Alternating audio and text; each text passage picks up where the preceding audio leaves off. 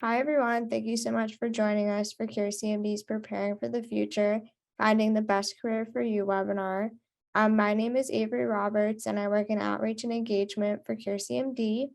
I'm also here alongside Kelly Berger, the Outreach and Engagement Coordinator, and the rest of our CMD Outreach team. We're very excited to be highlighting and diving into a topic today that's very important, while also celebrating National Disability Employment Awareness Month, NDEAM. So for today's discussion, we're going to learn how to maximize your employment opportunities by learning networking, resume, and interview skills, accommodations, and potential adaptations, how to understand your disability rights, and then we'll hear some tips from employed CMD community members. Selecting a career that suits your needs is definitely a big decision.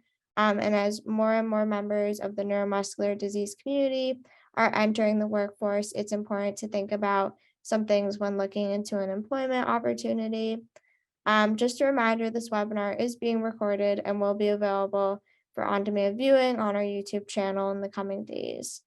We will also be utilizing the Zoom Q&A feature.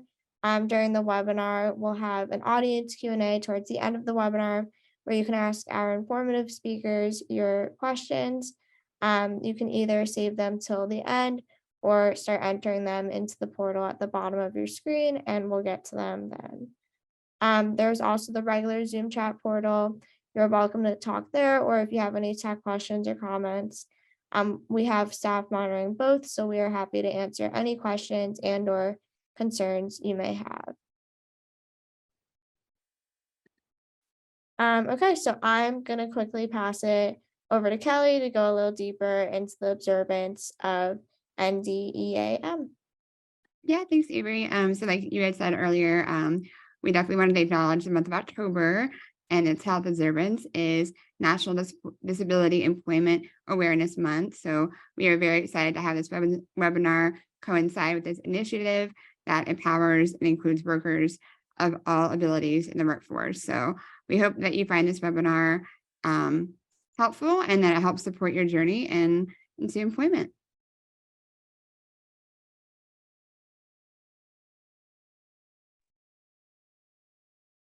All right, so now our speakers, we have ALIZA LICHT, who is a parent of a son with CMD, the founder and president of Leave Your Mark, and a brand marketer and digital consultant. SHERYL BURGSTAHLER, who is the director of accessible technology services and the founder of the Do It and UW-IT Access Technology Center at the University of Washington. And then we have Liam Miller and Justin Moy, who are both employed CMD community members. We're very excited and appreciate you guys being here with us today.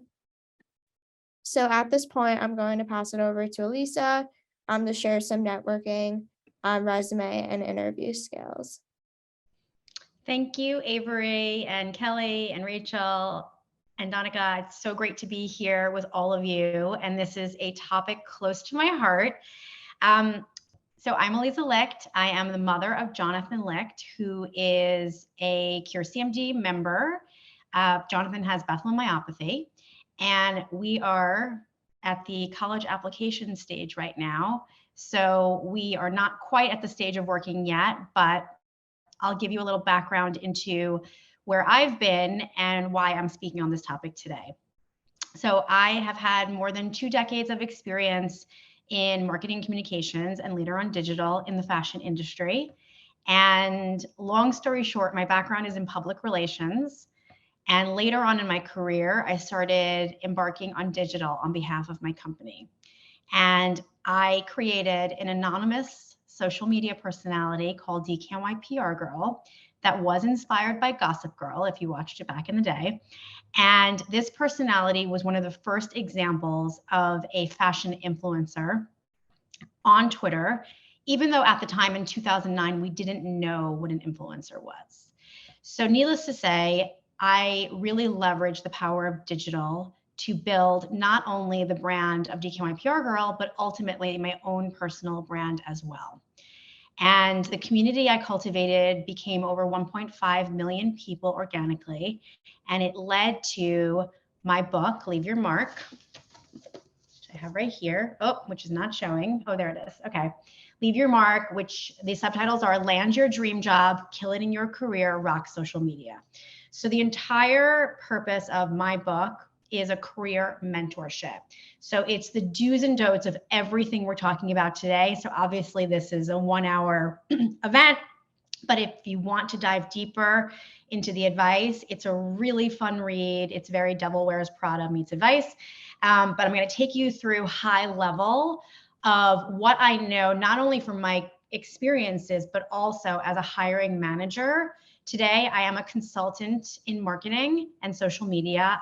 One of my clients is Warby Parker, and I interview a lot of people, and I also write the job descriptions for those roles. So I have a lot of insight into what hiring managers are looking for. So first and foremost, I am sure all of you have a LinkedIn profile. And back in the day, we made LinkedIn profiles. You set up your account, you threw up a little bio, and then you started, sending out invitations to people, right? Or accepting invitations. Since the pandemic, LinkedIn has really changed. And what's amazing about LinkedIn now, it is so much more of a community, like a vibrant, active community than it once was. So if you don't have a LinkedIn profile and you're not active on LinkedIn, I highly recommend first and foremost that you set that up. Now, how do you use LinkedIn effectively? LinkedIn is a wealth of information. The job descriptions that companies post are so carefully written, and they're clues into the kinds of skills that the companies are looking for. So if you think about your resume in tandem with LinkedIn, and if you literally print out a copy of your resume and then let's say you want to be a marketing assistant.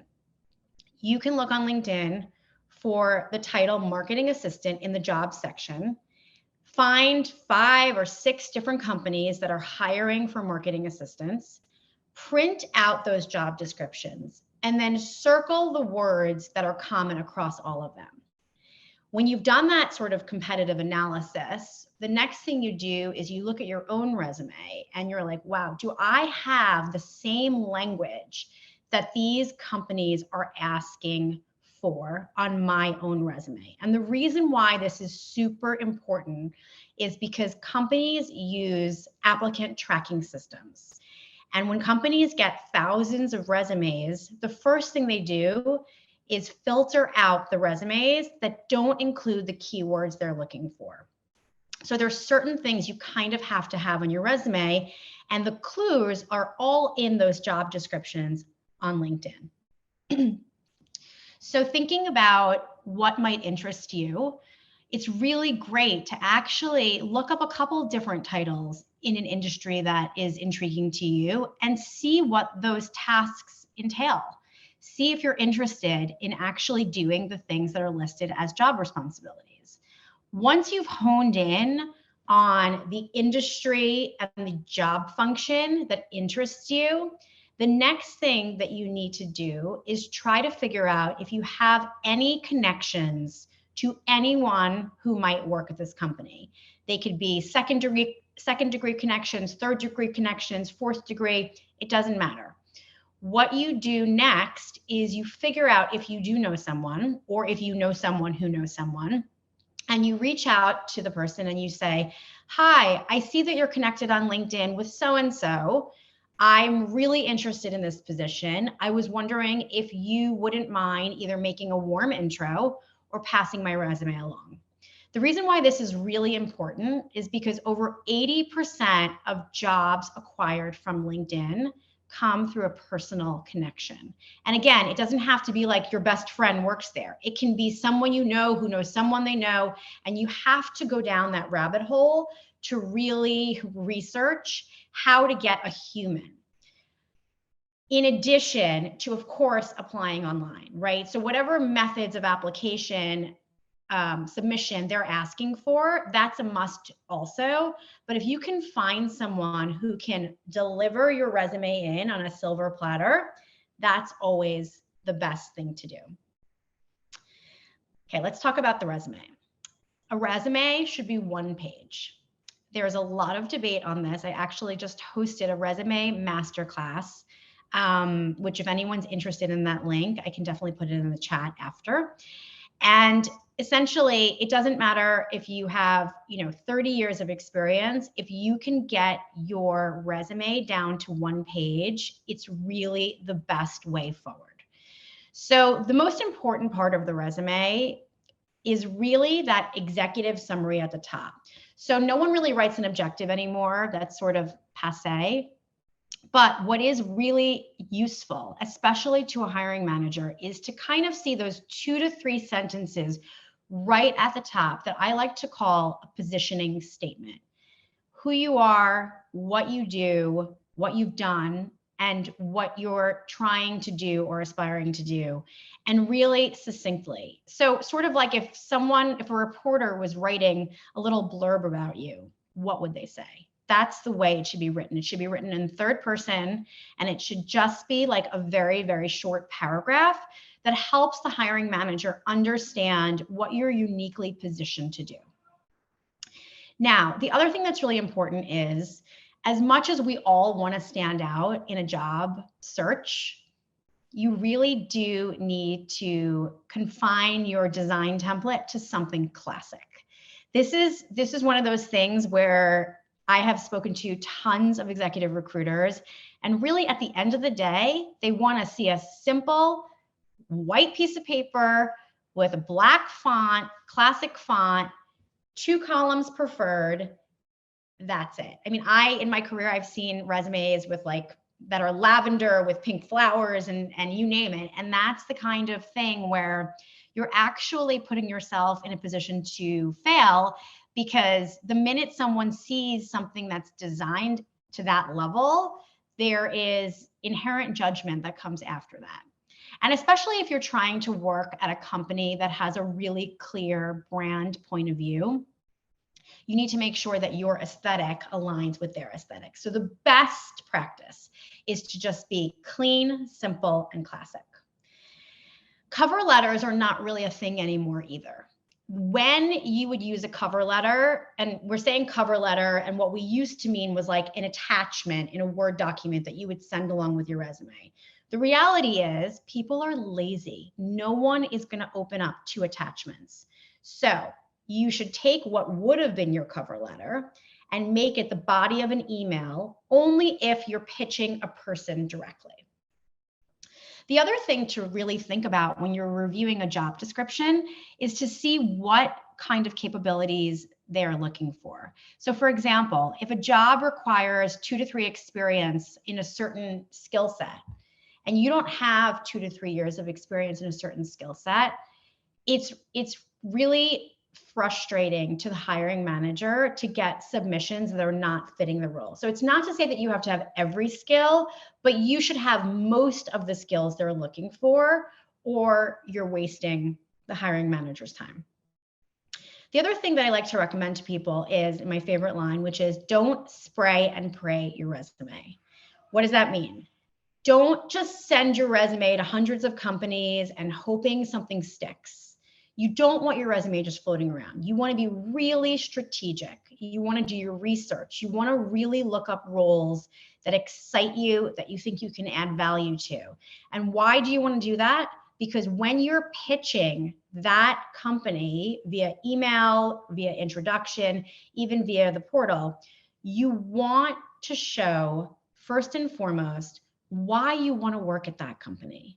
And this is something I see candidates mess up all the time. Companies are looking for passionate people. And you know that expression like drink the punch, right? So brands especially want you to drink the punch. So for example, if I'm working at a brand and I ask the candidate, well, why do you want to work here? A lot of times people will respond with regurgitating their skills and their experience and what they can bring to the table. That's not what I asked. I asked why you want to work here. So you need to do your due diligence. You need to read every press release on that company website. You need to Google the executives at that company. You need to know every single thing they've done. So when you're pitching yourself, either in an interview format or via email, you can write a tailored, thoughtful pitch that shows the hiring manager that, one, you really did your research and you know about this company and you followed it, and two, that you're really excited to work there. One of the most underrated assets to a person is their energy, okay? Now, if you listen, I have a podcast also called Leave Your Mark, and there's an episode on the podcast with a recruiter. Her name is Christy Hurt. One of the things she shares on the episode is hiring managers and recruiters take 3 seconds to read your resume. That's it. They don't have time to do anything else. So at first glance, what are they looking for? They're looking for that executive summary, that positioning statement at the top. And then they're looking for those keywords that I mentioned earlier. Keywords, key titles, key competitive brands possibly that make you holistically look like you're the right person. But once you get into the room and you're having an interview, you may have the best experience, you may have total applicable skills, you may actually be the perfect candidate. But if you're not engaged in the conversation and the hiring manager is not feeling energy from you, you could mess up the interview. And that's one of the things that no one tells you to do. And what do I mean by energy? I mean eye contact. I mean smiling. I mean using your expressions to really convey how excited you are about this job and why you think you're the best person to have this job. It's really, really underrated and important. One of the other things that's really important that candidates forget to do is to really ask the recruiter or the hiring manager what their time frame is. It's really important to understand where you are in the process, or sorry, where they are in the process and where you are. So for example, I would ask a question like, at the end of the interview, say, I'm really excited about this role. I'm just curious, what is the time frame in which you're hiring? Am I in the beginning of the process, in the middle, at the end? And let the hiring recruiter give you a time frame. Sometimes they may say, oh, you're the first person we've met with. We still have a bunch of people to meet. And then you should say, okay, when do you think would be a good time to follow up? Because the follow-up is always what trips people up, because they leave an interview, they feel pretty good. They're like, okay, maybe I've got this role. And then they follow up and they don't hear anything. And that silence can be deafening, right? And you immediately think like, okay, well, maybe I didn't do a good job. But the reality is there is a process on the other side that you have no idea about unless you ask questions. So for example, one of the roles that I recently filled, there was a panel committee. So each candidate had to meet 5 different people at different times. So if there's 10 candidates, that's a total of 50 interviews, if I did my math correctly, which Lord only knows, I probably didn't, that have to be scheduled and have to happen. That doesn't happen in a week. So if you're following up a week later, the recruiter has no information for you. And though it would be lovely if someone had the courtesy to just write back and say, hey, thanks for reaching out. So glad you're interested still. We're in the throes of this process. They don't have time to do that. The other thing I want to say here, if you are engaging with an outside recruiter, somebody who is hired to place someone in a role for a company, they are not your agent. A lot of candidates think the recruiter works for the candidate. The recruiter works for the company. So if you send your resume to a recruiter and you don't hear back, the reason is because they're looking for a certain skill set that maybe you don't have. And they're not going to respond because they have too many submissions and they're going to only focus on the people that make sense for the role. Excuse me. Now, for networking. Going back to the principles of Leave Your Mark, which is landing your dream job, killing it in your career, rocking social media. The power of social media to connect with other people cannot be overstated.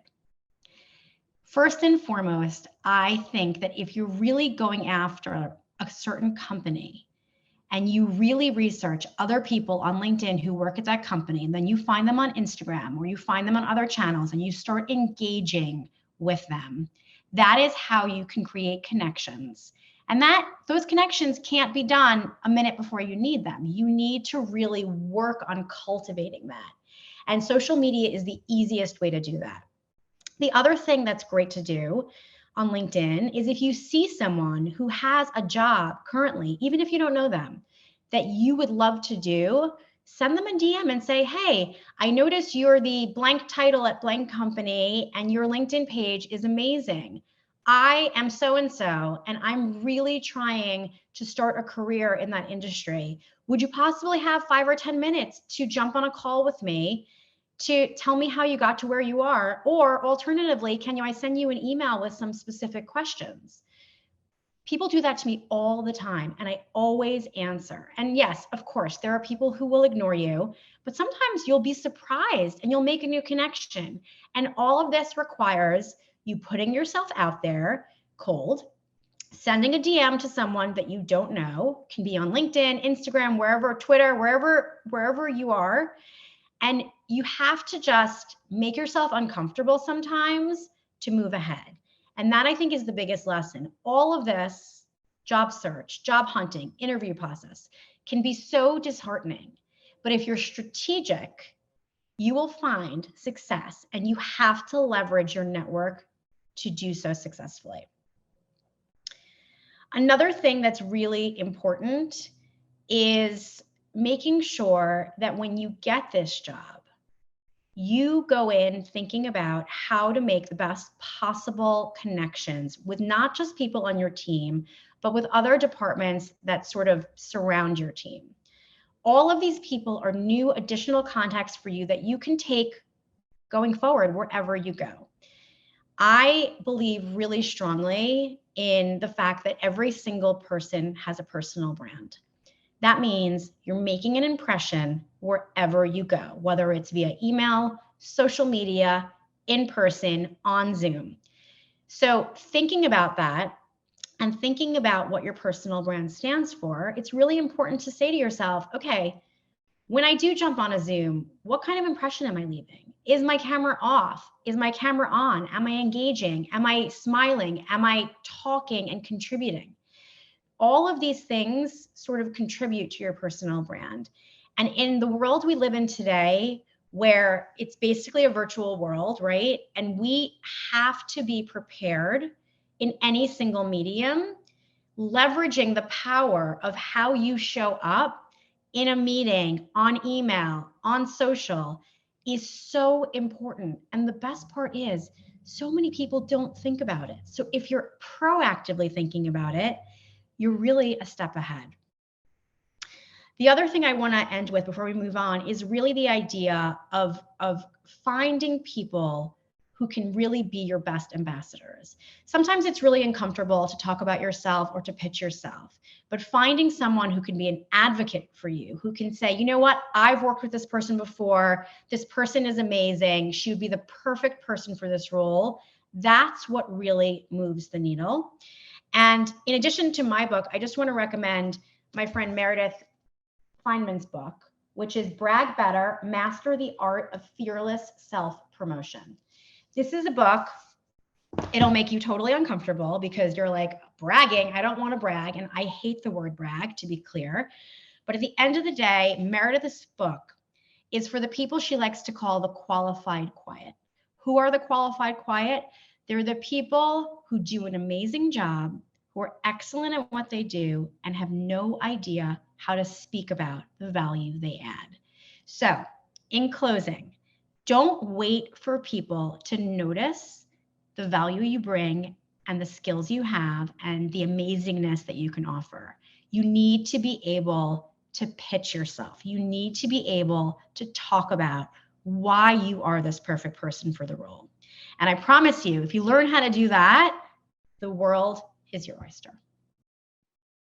Thanks, Lisa. So next we're going to hear from Cheryl, who's going to touch on accommodations and potential adaptations that might be useful to you and how to ask for them and bring them up during the process. Well, thank you so much for asking me to join you today. I'll tell you a little bit about the program that I direct and the things that we do, and focus on accommodations in the workforce, but also how we can improve the workforce so that fewer accommodations would be required. In case you want to be an advocate for that, many of you in this presentation, I think, probably are. So I'm SHERYL BURGSTAHLER. My email was on the cover sheet, but I'm going to have it on the last slide as well. And so you can email me if you have any questions after this talk. So I direct 2 units as part of Accessible Technology Services at the University of Washington. I direct the IT accessibility team, which makes sure that IT procured, developed, and used at our university is accessible to everyone, including people with disabilities. But I also direct the Do It Center, Disabilities, Opportunities, Internetworking, and Technology, which started in 1992 with funds from grants. So we continue to get grants. We take a little more holistic approach. So we go beyond getting access to technology and other things that can help increase the success of people with disabilities. We even have a center in Japan, the Do It Japan program, which started in 2007. And so that program is working with teens with disabilities, as we do here too, and helping them get into the academic programs and employment situations.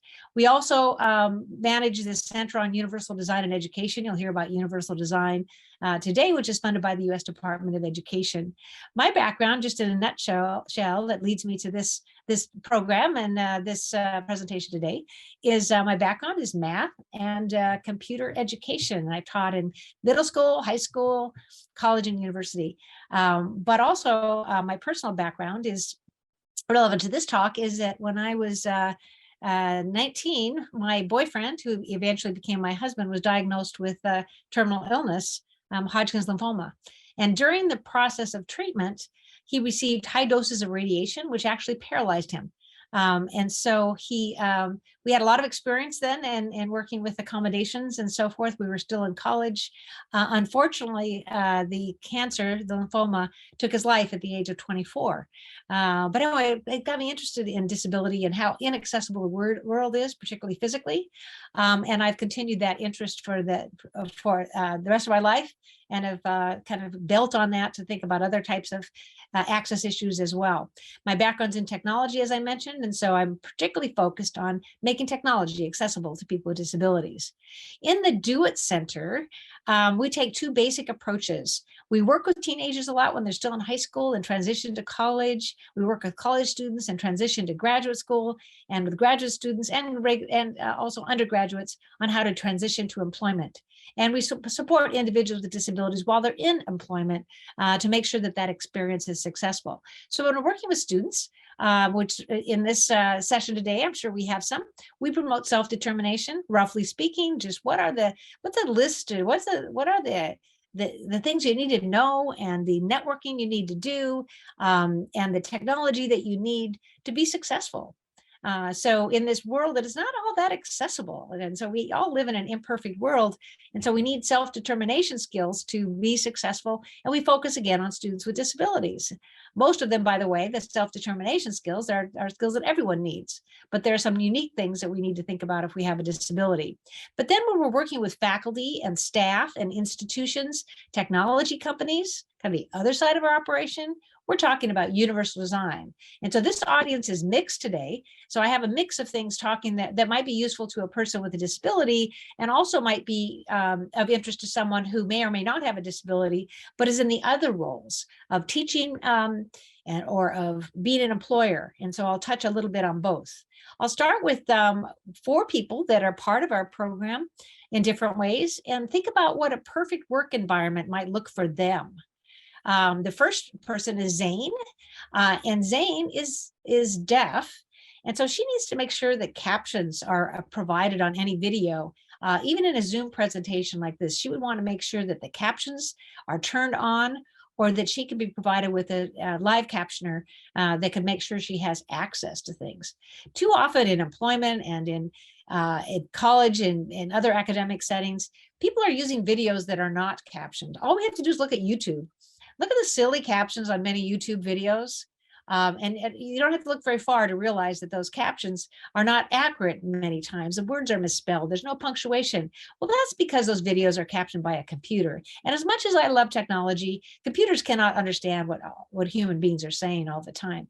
But what a lot of people don't know is when they post a video, they can go into the editing feature, very easy to do, and edit those captions. But the only one that can do that is the person that's creating the video. So people need to know how to do that. And people who maybe don't even need captions themselves, like the rest of other people, need to be sure to be aware of that and make sure that captions are videos are captioned, and people like Zane can fully participate in everything that we do. And Anthony, our second individual here, he works as an IT consultant on assistive technology. And Anthony has multiple physical disabilities. He does not have full use of his hands, and he uses a wheelchair and does not have a usable voice. And so he uses tons of technology. And I said he was a consultant. He does a lot of phone consulting. So he has, like, strapped on his video on his computer, if you can see this on the screen, he has a monitor that where it has large characters, because he does have can control enough to select those characters one at a time. And he has all the characters on that screen that the rest of us might have on a regular keyboard. And also he has an interface that can interface that technology with a telephone. Remember, I said he provides phone support, and he has technology where he can compose messages, and then they'll be read aloud on the phone. And that's how he communicates on the telephone. So he has to have that interface with the physical phone, but also the software to make all that translation occur. And he can use that technology as well to communicate with other people if he chooses to do that.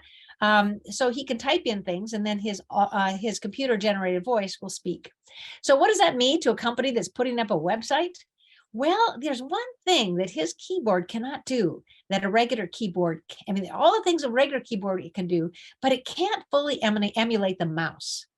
And so those developing a website for a company, for example, need to make sure that if they have a pull down menu where most people will be using a mouse, they need to make it alternatively available by using maybe the arrow keys on the keyboard. So he can get around, he can make selections with tab keys or whatever, but there's a way for him to get access to every function using that technology by using the keyboard alone. They don't have to know about the thousands of devices, although I like to, and I recommend that people learn about them, and some of you already do, that Anthony and others with mobility impairments can use.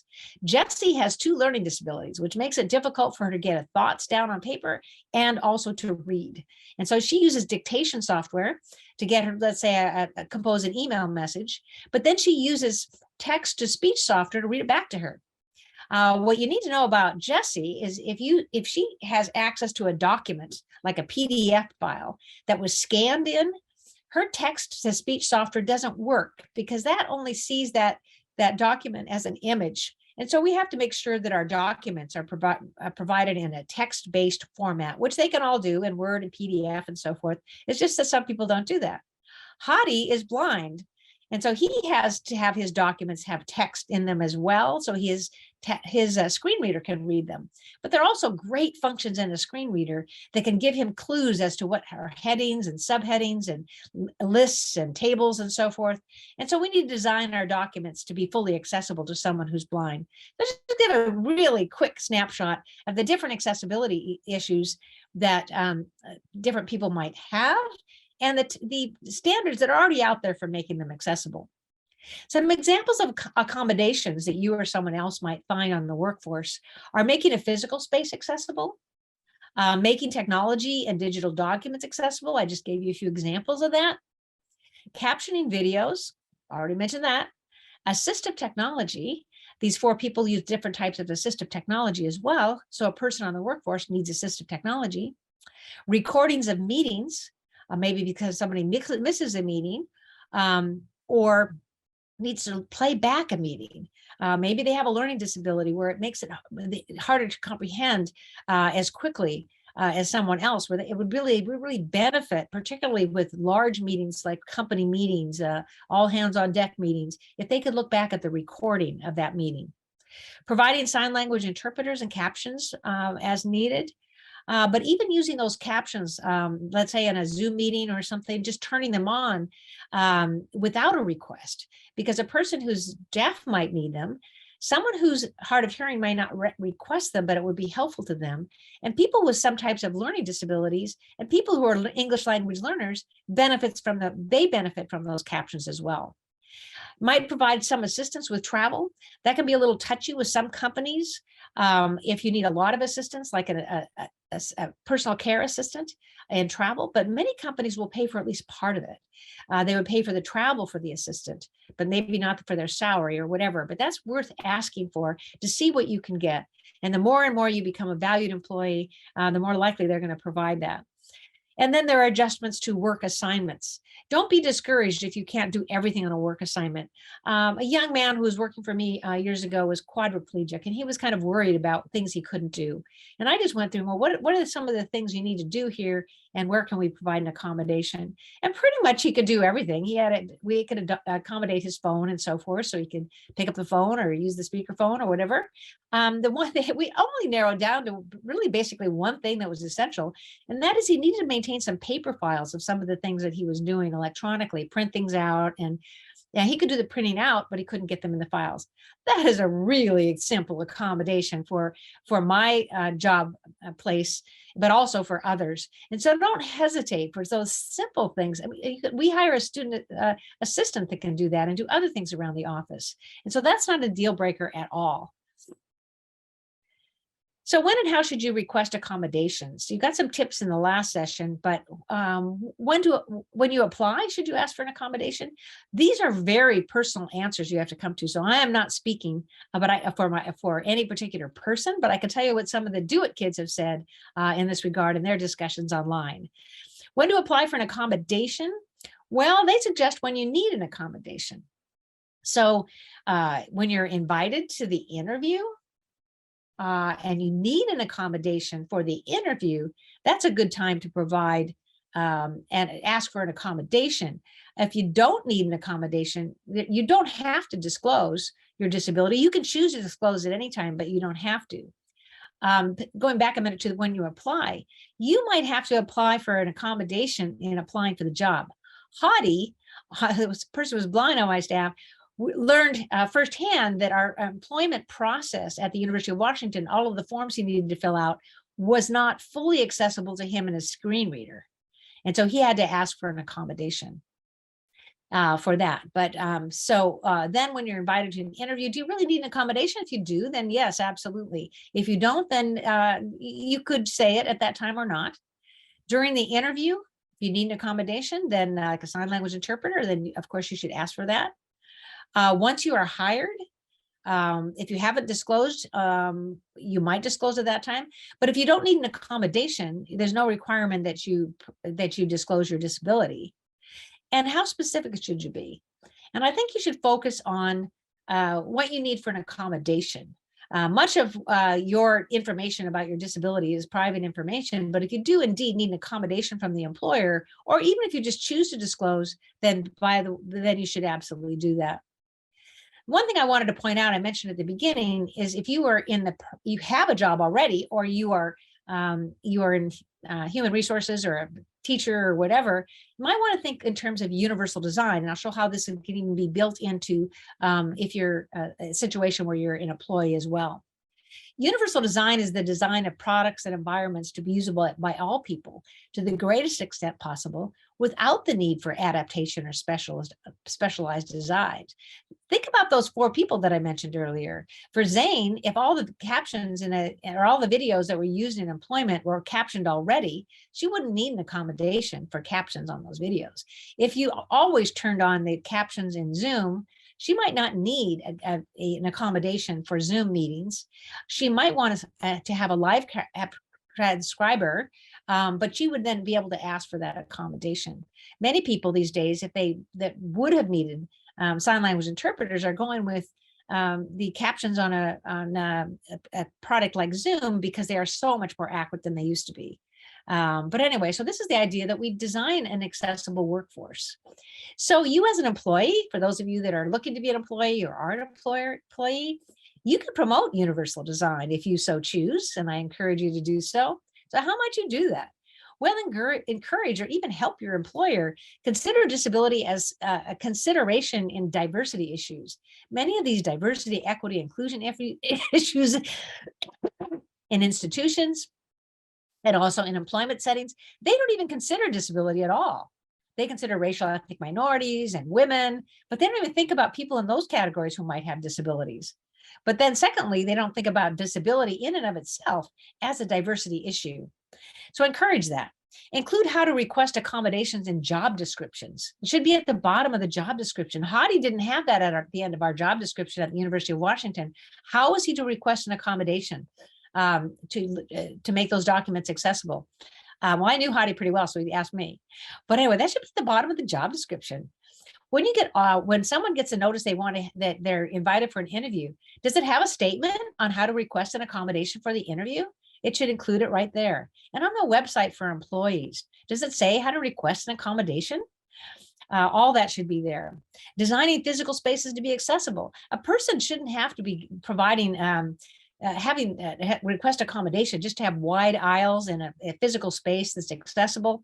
That should be something that the company is always working on. And so encourage that where you work, whether you need an accessible environment as well or not. Design and use accessible documents. They can be designed to be accessible. You don't have to wait until someone needs them to be accessible. And as I mentioned earlier, a lot of people do, not just people who are blind. Websites and other technology, the same. Caption videos. And then simply be prepared to provide interpreters, captioners, and other accommodations. Think about it before someone needs an accommodation, and then be open. And first piece of advice I give employers is listen carefully to what the person is asking for. If you're applying for an accommodation, I recommend that you think specifically. If you need technology, assistive technology, it's best if you're in a position where you can tell them exactly what you need on the workplace. And there are some technologies that might be built into systems that you already have. So what resources can I provide? Well, you can go to the University of Washington's Accessible Technology website, uw.edu/accessibility. You could go to the Do It website at uw.edu/DOIT. And you can go to the Center for Universal Design and Education. You'll find that from the Do It website. And again, my name's SHERYL BURGSTAHLER. My email address is sherylb@uw.edu. By the way, I universally designed these PowerPoints so the text is large, sans serif fonts, really simple backgrounds, high contrast, and I have spoken aloud the content that I think is most important for you to understand if you can't see the screen. One of the things I have on here is diversity includes disability. This is a picture of a sticker, and we provide them free. You'll see it on the resources on the Do It website. We provide free stickers and also line drawings you can use in your presentations. Thank you very much for including me today. Thanks, Cheryl. Okay, finally, Justin and Liam are going to give insight into their experiences in the workforce and being employed while living with CMD. Liam, do you want to start us off? Sure.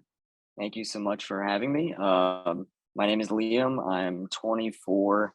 I graduated in May of 2020 with a degree in computer science. I have call sick, so I'm a member of the CMD community. And I work at a clinical technology company where I'm a software developer. And I've been there for about a year. So I'm still pretty new to, the working environment. But I feel like I'm starting to get a good sense of things that I need as a disabled person in the, the working environment.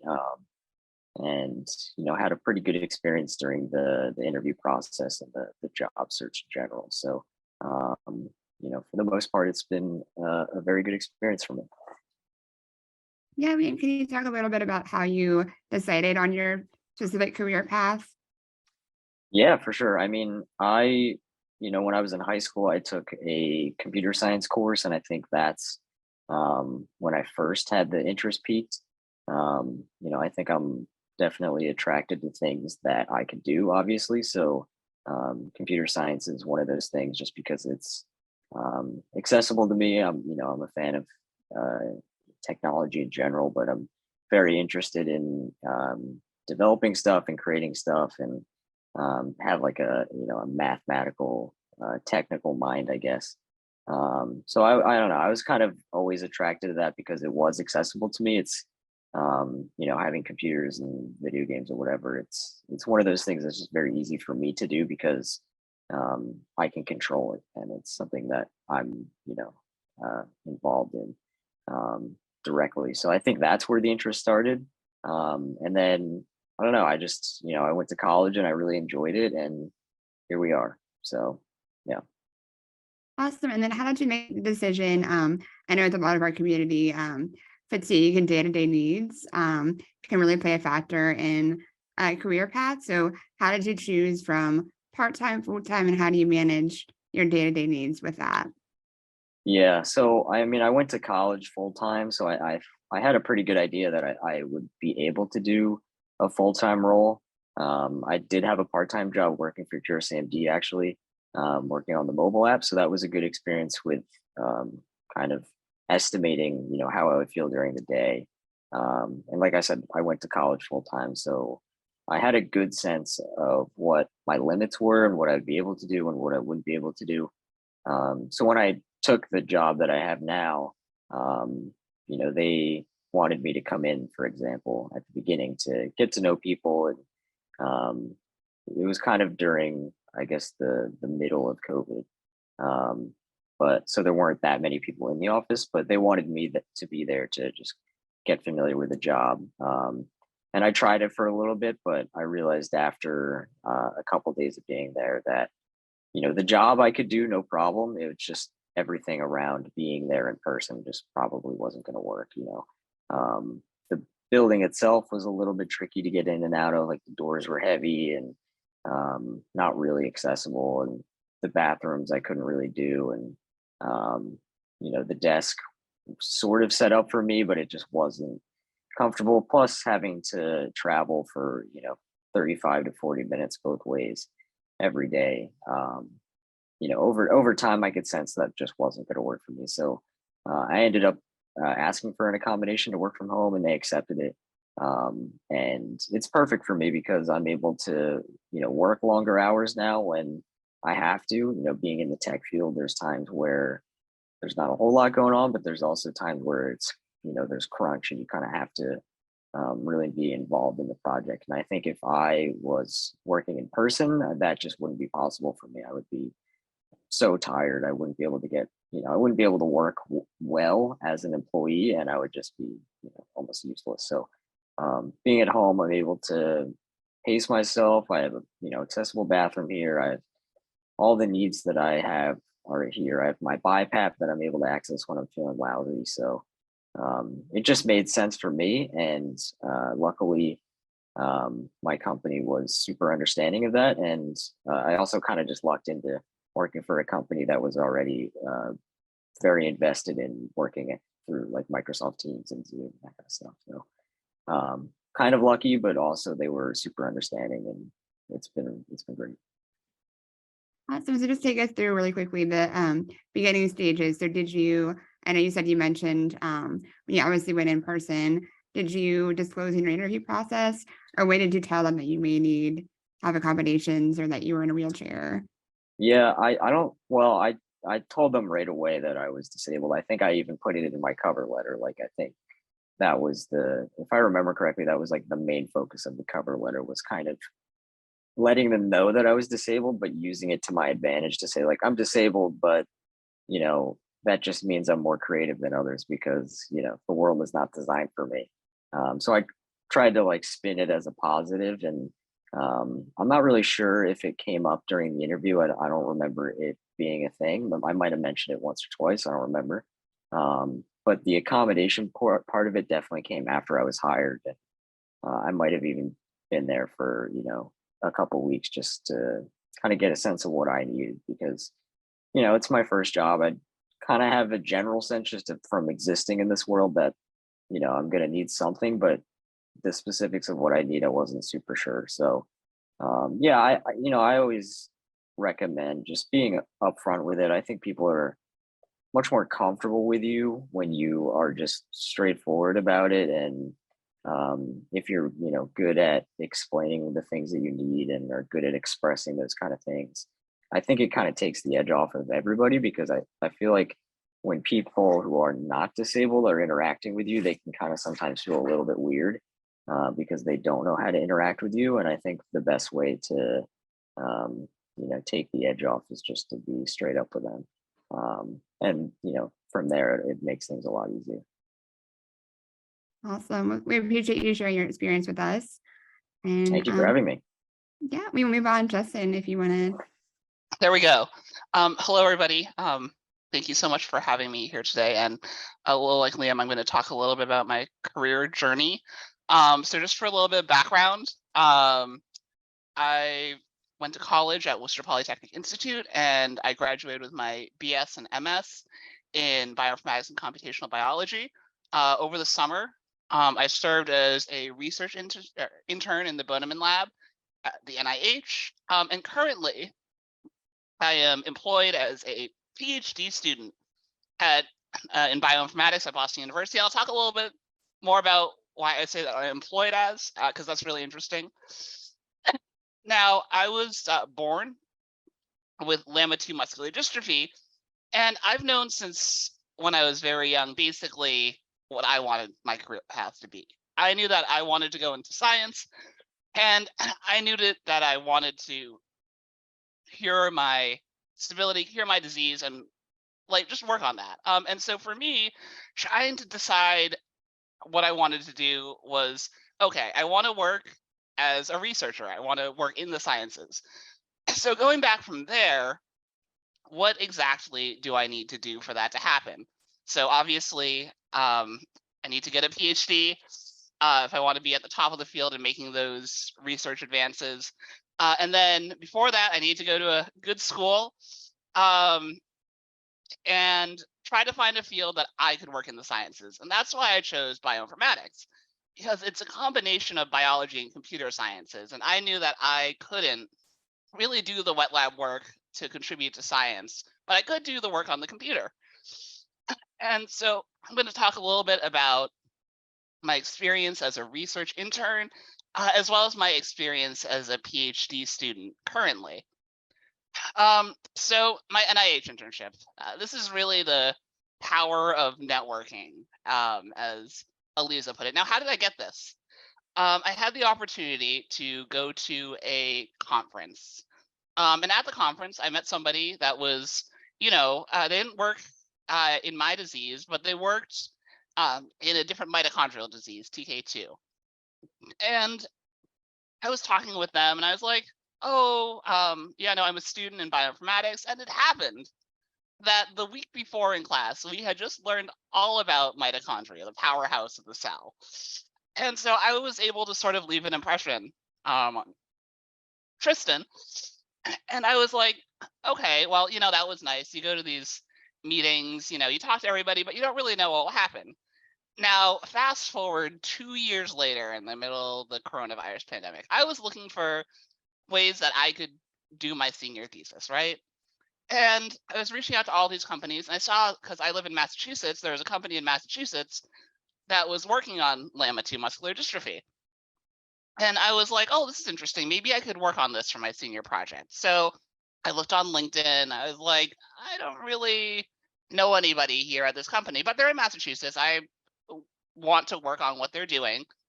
So I reached out to the CEO for Thelia just blindly. I was like, hi, I'm Justin. I'm interested in your work. Is there any opportunities, we could collaborate? And he was like, well, I'm no longer at Prothelia, but you should reach out to our head of clinical and Tristan Moore. So I was like, okay, I'll reach out on LinkedIn. So I was like, hi, I'm Justin, I'm interested in your work.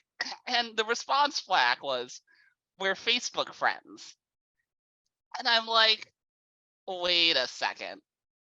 So what ends up happening is I reach out to her and I check on Facebook and like, wait, you're the toucan person.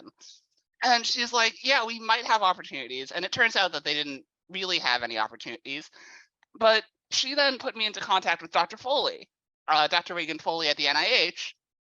And I was like, hi, I'm interested in, interning. Could we put something together? And Dr. Floyd was like, well, of course we can. And so really the interview for this was really just demonstrating my enthusiasm, but also too that I actually had the competency to and knowledge base to actually work on research. And so during my internship, this was from June to August, it was completely virtual and we worked that out beforehand. And I'd say I put in about 30 hours per week, and that's give or take, because especially in the sciences, you never know what you're going to need to do, or if you need to, check a job on the computer that's running on the server at like 10 in the evening. But I tried to stay around 30 hours per week. And so after this internship, I decided to move on. The next step in my goal, right, was to get the PhD. And so from there, I moved on to Boston University. And so I say graduate worker / student because I am technically employed by the university. And before I started my PhD, I really wish I had known this before, was like, what exactly is a PhD? And oftentimes in the STEM fields, you're making money for the university, you're doing research, you're bringing prestige. So as part of that, they're also paying you. And so right now in my first year, it's in person because we're taking a lot of classes, a variable number of hours per week, but I'm also paid a monthly stipend as well. And so really, this is like half college, half work. So during the application, it was just like a college application. You need to write an essay. But then unlike the college application, there was a whole interview process. I had to interview with 5 different professors in the department, and they basically quizzed me on everything that I had in my resume. And I think that's an important thing that you should be aware of, is even if your resume is small, or even if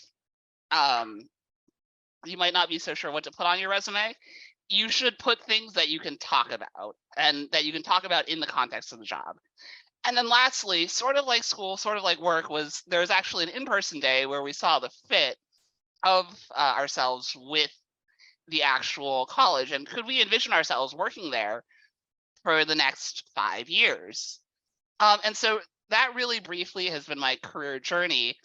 So I want to move on to a few conclusions. Number one is mindset. I think a lot of the times, really looking for accommodations is, what do I need and what can I help myself with, versus what do I really need whoever I'm working with to help with, and getting those down early. At least with the NIH, I made sure to tell them, look, I can't come down to Bethesda in person. It needs to be virtual. And then at Boston University, also working with the university to try to get handicapped doors installed, that sort of thing, to our office space. And that's a longer process that's still ongoing, but also important to talk about. I think much like Liam, I'm a big believer in disclosing your disability early. In my application to BU, I wrote about my disability. And also too, again, disclosing your disability allows you to talk about your disability on your terms versus having other people broach it, or maybe talking about it in situations where you're not ready to or not expecting to. And then I think my very last point is, you are always networking. Again, with that NIH internship, I didn't really know that my networking would come to fruition until 2 years, 3 years later.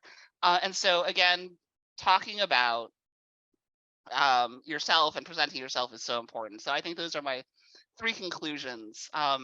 Thank you, and feel free to email me if you have any questions. Thank you, Justin. All right, and we wanted to also direct you to another valuable resource to utilize is the website Inclusively.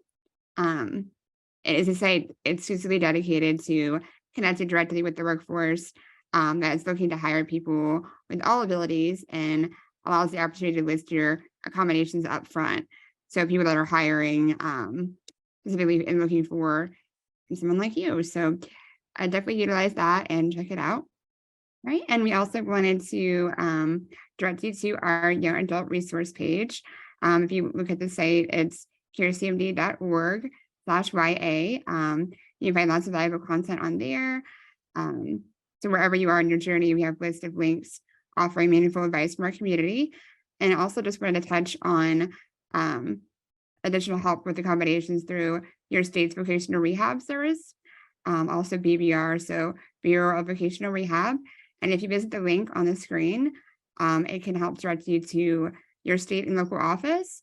So if you are needing help with career advice or training, education, transportation, they are able to help with a lot of those things and kind of help you, assist you on your journey if you need technology, whatever it may be. They do have a pretty lengthy enrollment process, but if you have an immediate need, I would definitely reach out to them early before you're in your need. So yeah, definitely reach out to them, and I have used them personally, and they have helped with a lot of my needs, getting to anything from college things to assisting transportation. So definitely check them out. Our presenters did an awesome job today. I guess we'll just leave it to if anybody wanted to give us one lasting piece of advice here. We'll kind of leave it on that note. I'll just say, don't be afraid to reach out to other people in the community who've, gone through similar experiences. If you have any like really specific questions, because, those are the people who, I guess, know best because they've been in those similar situations. And don't be afraid to reach out and definitely connect with other people. That's how I did it when I was trying to find a job, and it definitely helped a lot. Definitely agree. And I'm going to just throw into the chat. This is a private video, like you can't search for it, but if you have the link, you can. This is the resume masterclass that I did with 2 executive recruiters in the retail fashion industry, but the advice goes to any industry. And Eliza, I know you touched a little bit. Maybe if you could speak on how it's been with working with Jonathan and his career journey so far with him through your eyes as his mother. Can you just, you cut out for a second, Kelly, do you mind repeating? Yeah, I was just going to say, I know you touched a little bit about your connection with Jonathan, and you said that he's kind of on his career journey right now too. So how has that been with him through your eyes as his mother, and how's that going for him? Yes, so he's obviously, he's a senior in high school now, so he's just started. So last year in 11th grade, the first thing I made him do was join LinkedIn and create a profile, even though he didn't really have anything to put on it yet. I think one of the most important things is to be findable. Sometimes people will write, Kelly B, because they don't want to put their whole name. And I really think it's really important that people start to know your whole name and what you look like. Like, I think it's human connection. We need to see people. We need to understand who they are. So Jonathan had a LinkedIn profile last year. This summer, he had his first internships. He interned at a venture debt, I'm going to say it wrong, a venture debt fund, something in finance, which was a hybrid job. So he went into the office 3 days a week, and he also did a remote internship at Goldman Sachs philanthropy program in the engineering department. And what he's really doing is data analysis, which of course can be done anywhere, but he really tried to create relationships in his internships and then connect with those people on LinkedIn. And now he's growing his little network, and I'm trying to teach him, how to start early, honestly, and to really think about every single person you meet along the way can add value, not only to your career, but to your life. And it's not just about, oh, my internship's over, or I'm leaving this job, I don't need to think about these people anymore. Those are still people who can be in your orbit, and you never know who can help you get a job later. I think the most surprising opportunities come from where you least expect them to come from. Well, thanks for sharing that. Yeah. He's doing great though. He's really, he's a really hard worker, and he is dedicated, and he's gonna, we're gonna get those applications in November and see where we land. Wow. Yeah. Sounds like he's off to a really good start. So great. Yeah. Picking up on that idea, find opportunities to work. Find them yourself, because sometimes students, particularly students with disabilities, don't have very many work experiences when they graduate from college. And you don't have to have like a quote unquote real job. You could work for your church. Maybe learn a little bit about web design and see if you could make their website more accessible to people with disabilities. There's a job for you that you could describe on your resume as something that you did. Internships are great. You can do a lot of searching on the internet and find out who's offering internships. And because of the pandemic, frankly, a lot more of them are available online only. And so you can just do them from home. They don't have to be 40 hours a week. You just put that job on there and just describe it, what actually that you did. So and make your own job, you have to have something to do. So that means you just have to be really aware. What could be done here that I could do? And then you do it for the purpose of getting a job experience, even if you don't get paid. It's nice to get paid though, but even if you don't get paid. Sheryl, you're absolutely right. And I'm just going to add to that to take down the stakes a little bit. Ask to do a project. It's so great when people are like, hey, do you have any projects? You still can get like really tactical experience working on a project from end to end. So it doesn't have to be a job. It doesn't have to be a formal internship. It can literally just be a project in the field that you want to gain experience in. And sort of also taking that down even lower, clubs and activities, taking leadership positions in those. And then when you actually market those, not marketing maybe the activities themselves, but the transferable general skills that you can apply from those experiences to jobs. Because, employers know that you're not going to be very experienced, but what can you bring to the table for them? So I sort of bring that up as well. And I also want to share, and this is for the younger members of the group, if you're in college, there is a site called Home from College, which is kind of like the starting site before LinkedIn, if you will. And Home from College really appreciates that people don't have experience. And what they do is they have partnerships with different companies, and the companies offer what they call gigs. So project-based work based on skill set that you don't have to have experience in. And they ask a series of questions to try to like zero in on where your skills are. But it's a very non-intimidating site if you've never had experience before, to really go on there and just take a look around. Again, it's called homefromcollege.com. And as I mentioned earlier, this is Sheryl again, there are a lot of companies, particularly larger ones, that have these diversity, equity, and inclusion efforts. And more of them are considering disability in that category. And what that means is they're actually looking for people from underrepresented groups to apply for jobs and so forth. And particularly Microsoft, but others have large companies, they want to hire people who know about accessibility, and they can't find enough of them. And there's a program called Teach Access. And it's actually, you should take a look at it, but it's actually designed to recruit faculty members in computer science and other technology fields to teach about accessibility. So you might find some opportunities in larger companies in that regard. Yeah, I appreciate all those resources. Definitely, we'll add those in the description and in the chat too. So, okay. So thank you everyone for joining us. Thank you to our very insightful speakers. We're so grateful and appreciate you guys. We hope you find value in the information you've learned today. Make sure you save the date for our next webinar on supporting CareCMD by fundraising your way. Our Giving Tuesday webinar on November 19th at 1 p.m. Eastern. And of course, as always, if you have any questions, please feel free to reach out to us at outreach@carecmd.org. We're more than happy to answer any questions, whether that be about the webinar or other CareCMD programming. We would love to keep the conversation going, so share with us what you learned today by tagging us at CareCMD on all social media platforms, and you can use the hashtag CMD Careers. And yeah, so thanks everyone again for joining us, and have a great rest of your weekend.